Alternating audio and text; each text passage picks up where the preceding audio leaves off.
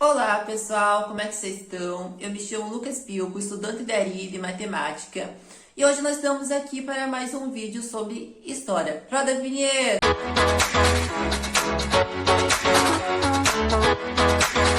Gente, hoje nós vamos falar sobre o governo de JK, o governo de Juscelino Kubitschek, que vai suceder o governo de Dutra, tendo seu início em 1946, perdurando até 1950. Quando o Juscelino Kubitschek vai assumir a presidência, juntamente com o seu vice Django, nós temos um certo risco à democracia surgindo. Nós vamos ter um grupo de golpistas, agora vão tentar dar um golpe, e não vão conseguir, não vai ser bem sucedido esse golpe, já adianto a vocês. Graças ao general Lopes. O Lopes vai perceber essa movimentação, tudo mais, desses golpistas, que boa parte pertencia ao exército ainda. E o Lopes vai dar um contragolpe. O Lopes vai colocar, quando o Juscelino e Django vão subir para a posse da presidência, os tanques de guerra do exército totalmente nas ruas de São Paulo, onde Juscelino e Django vão assumir a presidência. Isso vai impedir que esses golpistas consigam dar um golpe e vai permitir que a democracia continue, né? Baseado na Constituição de 1946. Nós vamos ter que o governo de JK ele vai estar baseado num período que as relações internacionais vão estar um período de estabilidade. Graças a Guerra Fria vai estar um pouco calma nesse contexto, devido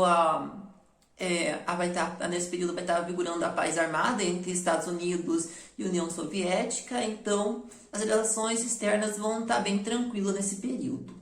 Daí JK vai ter que se voltar para o Brasil. Ele vai ter uma governabilidade muito boa nesse contexto, né?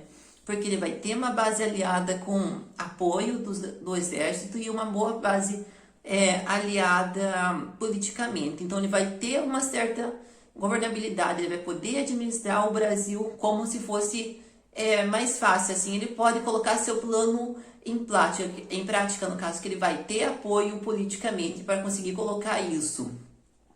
Ele vai ter um projeto econômico também, que era o Nacional Desenvolvimentismo. Ele tinha um plano de 30 metas, que era baseado na educação, na energia, em transporte e algumas coisas a mais.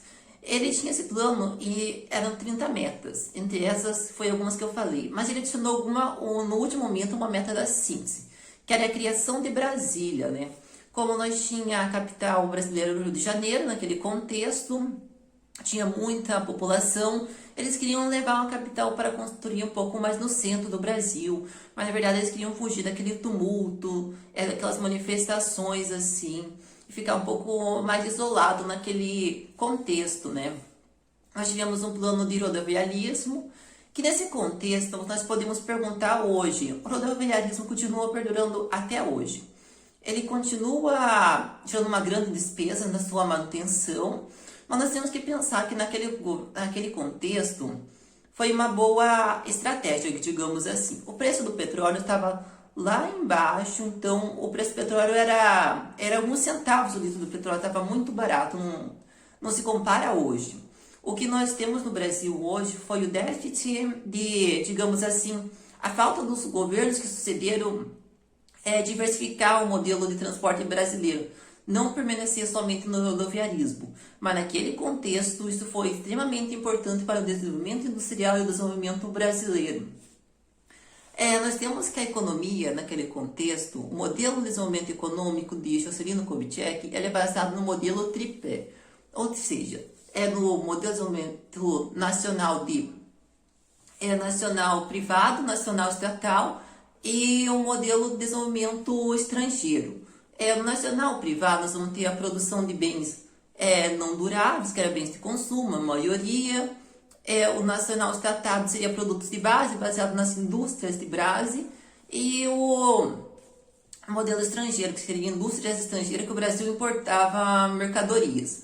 Ele importava mercadorias com maiorias com máquinas de lavar roupa, produtos tecnológicos em geral nesse contexto, que ainda não era muito produzido no Brasil. Nós temos déficit até hoje que o Brasil não produz muitas mercadorias nesse sentido tecnológico. nós tivemos um bom resultado e a construção de Brasília, gente. Vocês podem me perguntar, como é que foi construído Brasília? Então, Brasília foi construído nesse período mesmo. Ela teve uma cidade totalmente planejada para o seu desenvolvimento e tudo mais. Começou trabalhado dia e noite, porque Juscelino não podia começar uma obra dessa magnitude e deixar para o próximo governo. Então, ele queria terminar. Então, o dinheiro foi investido bastante. Além de mais, porque o Brasil estava pegando dinheiro emprestado do exterior a juros baixos nesse momento.